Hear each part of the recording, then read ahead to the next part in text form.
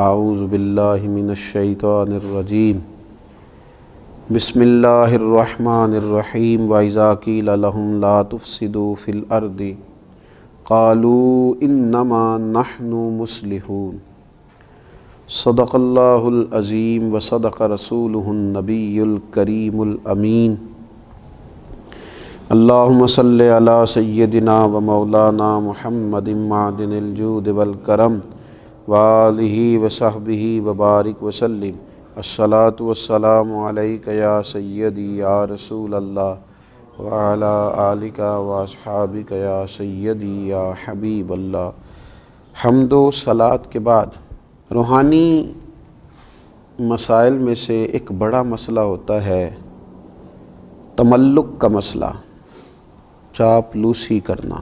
کسی بھی بلند مرتبہ شخصیت کو یا صاحب منصب کو دیکھ کر اس کی چاپلوسی کرنا، اس طرح عاجزی کرنا کہ اس سے اپنے مفادات نکلوائے جا سکیں، یہ ہمارے دور کا بڑا سلگتا ہوا مسئلہ ہے۔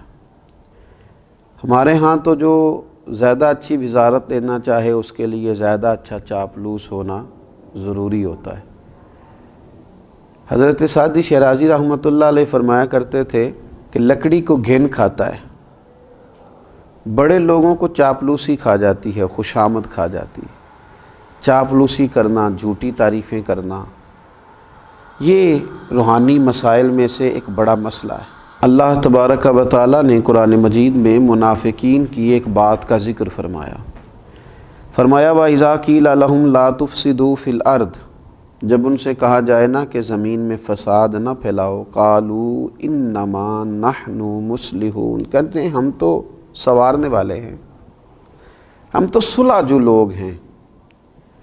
حضرت صدر الافاضل رحمۃ اللہ تعالیٰ علیہ ارشاد فرماتے ہیں کہ کفار سے میل جول رکھنا، ان کی خاطر دین میں مداحنت کرنا، اہل باطل کی چاپلوسی کرنا، ان کی خوشی کے لیے صلح کل بن جانا، اظہار حق سے بچنا، یہی تو منافقین کا طریقہ ہے کہ مسلمانوں کے پاس آتے تھے تو ان کی خوشامد کرتے تھے، ادھر جاتے تھے تو ان کی خوشامد کرتے تھے، جب کہا جاتا تھا فساد نہ کرو تو کہتے ہم تو صلح کرنے والے ہیں، گویا دونوں گھروں کو راضی رکھنے والے ہیں۔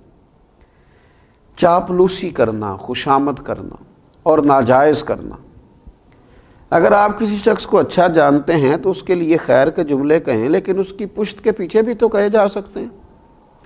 ہمارے زمانے کے اندر منہ پر تعریفوں کے لمبے پل ہیں، لمبی باتیں ہیں، لمبی تعریفیں ہیں، لیکن پشت کے پیچھے اللہ اکبر، یہ وہی لوگ ہیں جو سامنے بڑی تعریفیں کر رہے تھے، لیکن جب وہ شخص چلا گیا تو پھر ان کا ذوق ہی بدل گیا۔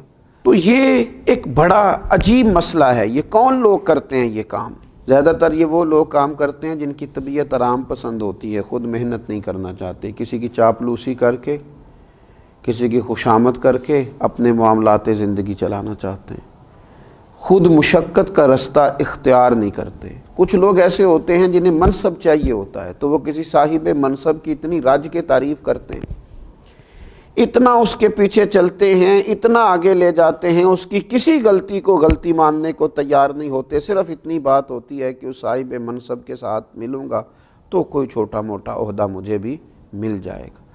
کچھ لوگ اس لیے چاپلوسی کرتے ہیں کہ انہیں شہرت کی ضرورت ہوتی ہے، انہیں چاہیے ہوتا ہے کہ میرا بھی نام ہو جائے، کسی بڑی جماعت کے نمائندے بن گئے، کسی بڑے آدمی کے نمائندے بن گئے تو اس کی جائز ناجائز ترجمانی کر کے وہ کیا کرتے ہیں، وہ اپنے لیے شہرت کا سامان اکٹھا کرتے ہیں۔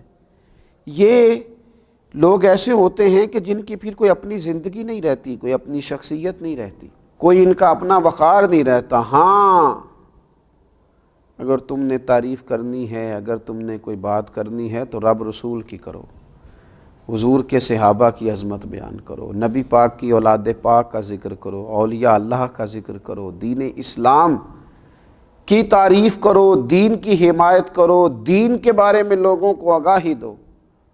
اور پھر ڈھیر سارے لوگ ایسے ہوتے ہیں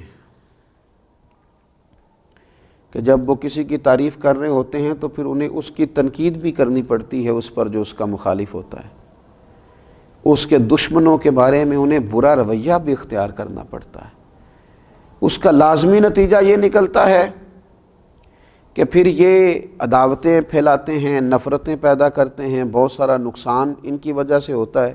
بغض، کینہ، عداوت، ان چیزوں کو فروغ دینے میں یہ چاپلوس لوگ بڑا کردار ادا کرتے ہیں۔ تو اپنی زندگی میں بندہ وقار والا بنے۔ ہاں، کوئی شخص اگر صاحب کمال ہے، اس کی تعریف کی جائے، اس کے لیے خیر کا جملہ کہا جائے، لیکن اتنا جس حد تک کہ وہ ہے۔ بریلی شریف کے بہت بڑے بزرگ تھے، شیخ الحدیث حضرت مولانا تحسین رضا صاحب رحمۃ اللہ تعالی علیہ۔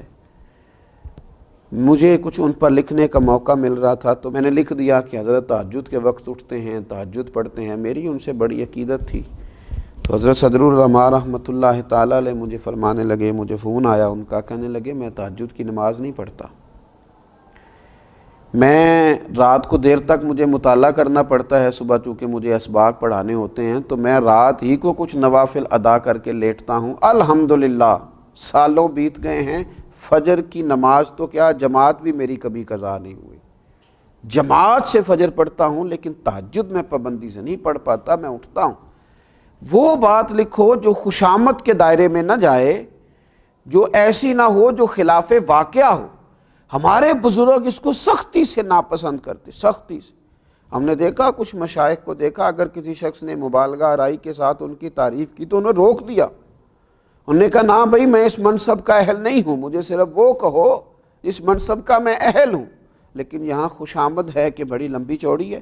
اللہ کے پیارے رسول صلی اللہ تعالیٰ علیہ وآلہ وسلم نے ارشاد فرمایا، جس نے کسی غنی کی مالدار کے لیے، حضور فرمانے لگے، جس نے کسی مالدار کے لیے عاجزی اختیار کی اور اپنے آپ کو اس کی تعظیم اور مال و دولت کے لالچ کے لیے بچھا دیا، صرف مال کی وجہ سے، دولت کی وجہ سے اپنے آپ کو اس کے سامنے بچھا دیا، تو حضور فرماتے ہیں ایسے شخص کی 2/3 غیرت اور دین کا آدھا حصہ جاتا رہا۔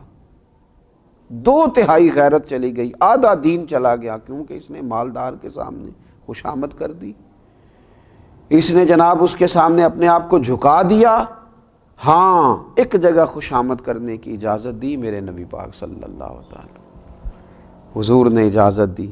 اللہ کے محبوب علیہ السلام فرمانے لگے، یہ بھی امام بہقی نے اس کو لکھا ہے، حضور علیہ السلام نے فرمایا خوشامد کرنا مومن کے اخلاق میں سے نہیں ہے، مگر علم حاصل کرنے کے لیے خوشامد کر سکتا ہے، اپنے اساتذہ کے لیے، اپنے مشائخ کے لیے، ان کی محبت میں کچھ ایسے کلمات کہہ سکتا ہے جس سے ان کا دل اس کی طرف مائل ہو اور اپنے سینے کے علوم سے اسے آگاہ کر دیں۔ یہاں وہ ایسے الفاظ اختیار کر سکتا ہے، ورنہ اسے خوشامد کی، ہمارے تو گھروں میں اس آدمی کی حکومت ہوتی ہے جو خوش آمدی ہوتا ہے، ہمارے تو علاقوں میں اس شخص کی حکومت ہوتی ہے جو خوش آمدی ہوتا ہے، تنظیموں میں، جماعتوں میں، اداروں میں، خانقاہوں میں خوش آمدیوں کے غلبے ہوتے ہیں۔ یاد رکھنا، خوش آمدی پیچھے رہ جاتے ہیں اور کام کرنے والے آگے نکلتے ہیں۔ کام کو ہی دوام ہے، کام ہی ہمیشہ باقی رہتا ہے، خوش آمد نہ کریں، کام کریں، ڈیوٹی کریں۔ یہ خوش آمد تو ایک روحانی مرض ہے، اللہ تعالی ہمیں اس مرض سے نجات عطا کرے۔